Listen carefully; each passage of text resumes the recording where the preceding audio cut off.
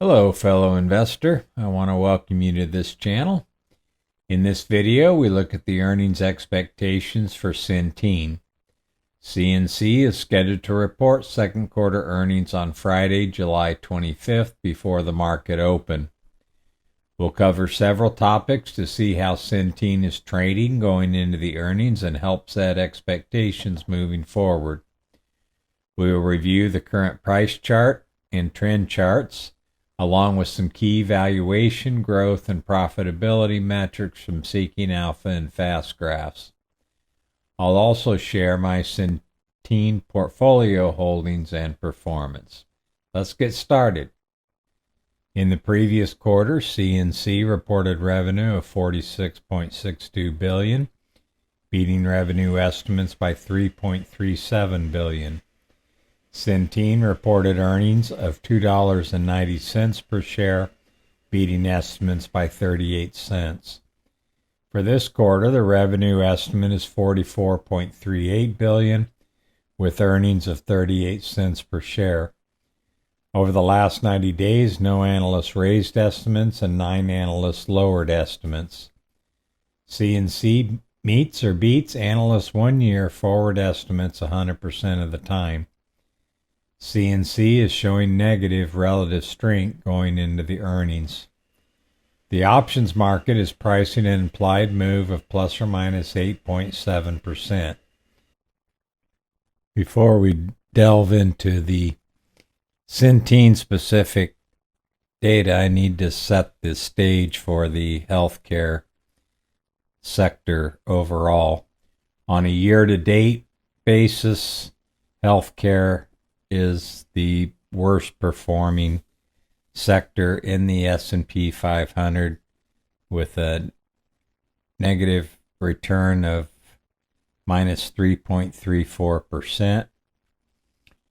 Then when we move into the healthcare sector, we can see that the healthcare providers are the worst performing industry group within the healthcare sector, with a year-to-date change of minus 20.22%.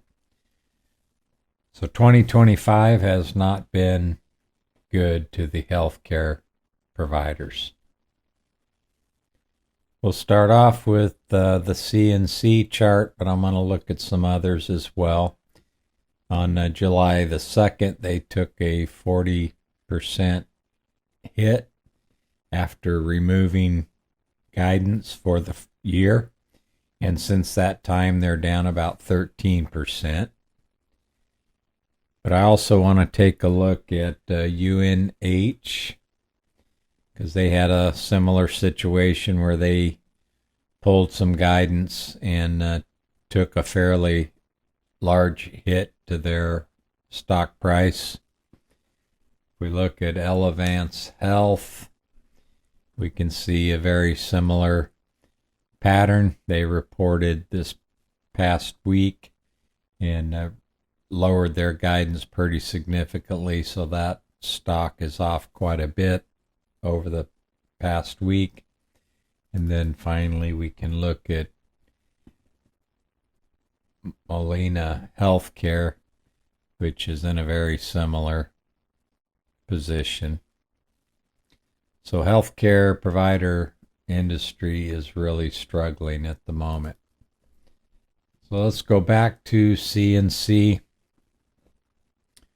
We can see that they have a negative RSI. It's one of the lowest values that I can remember with an RSI. The PPO is incredibly negative, but the divergence is narrowing a little bit. They are severely underperforming the S&P 500 on both relative strength and momentum. The accumulation has basically fallen off a cliff since they removed guidance. The money flow is also incredibly negative at this point. And the performance compared to the S&P 500 is down 62.53% over the past year, 53.54 for the healthcare sector,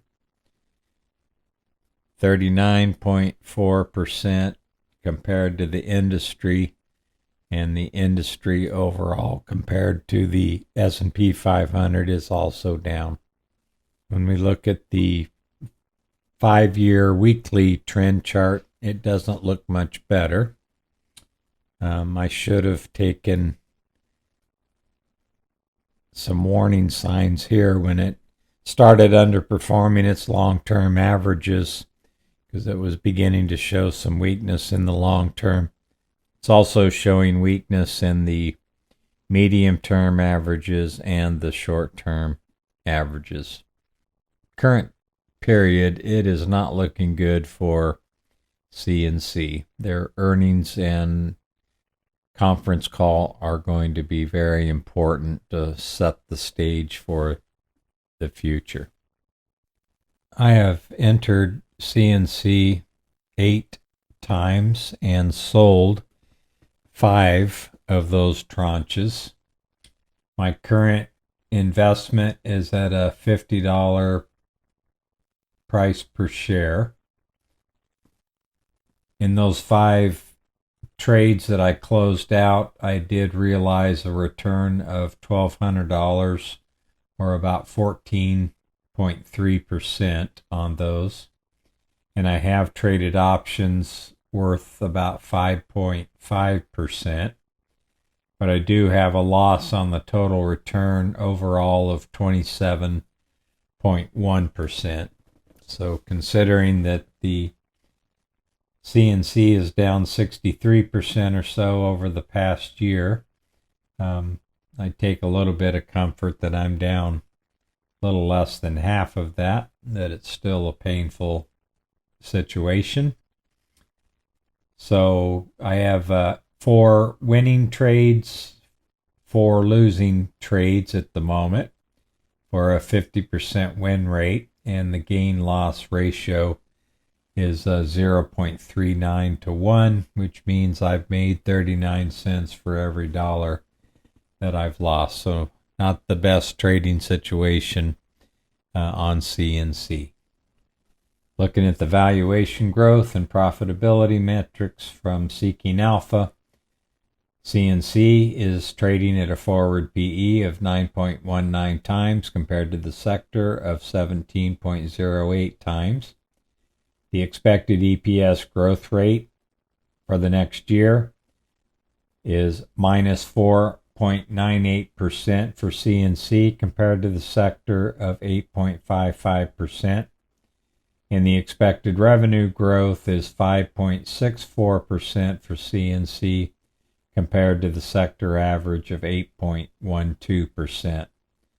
And then from a profitability view, CNC has a 2.25% net margin compared to the sector, which is minus 2.13%.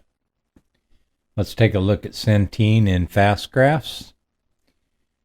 We can see that they're trading in a blended PE of 5.81 times. They have an EPS yield of 17.23%.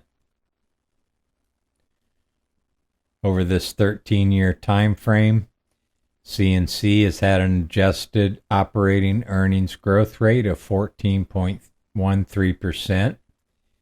Fastgraphs calculates their fair value ratio at 15 times, and their normal PE is 15.36 times. Over this 13-year time frame, we can see that EPS has grown double digits for the most part. 2021, we saw a single-digit increase. 2024, we saw a single-digit increase.